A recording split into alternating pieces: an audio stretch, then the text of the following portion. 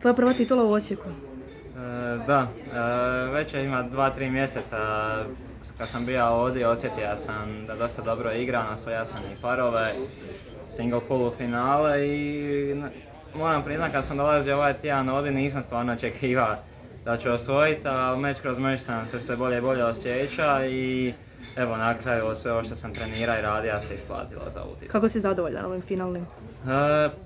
Mislim da sam možda, da mi je polufinale bio bolji meč od obojice.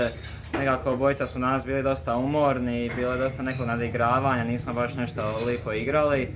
Ali imaju takvi dani kad se trebaš na borbu i takve stvari izvući meč i ja sam nas to uspio i zato mi je jako drago. Kakav ti je Osijek, jesi uspio vidjeti šta grada? Nisam ni jedan dan izašao, znači spavao sam u Rustika i samo se spustio u restoran i do terena i to mi je bilo sve. Ali već sam bio prije tako da nešto znam i sad ću otići s prijateljima na neki ručak i dalje na turnire.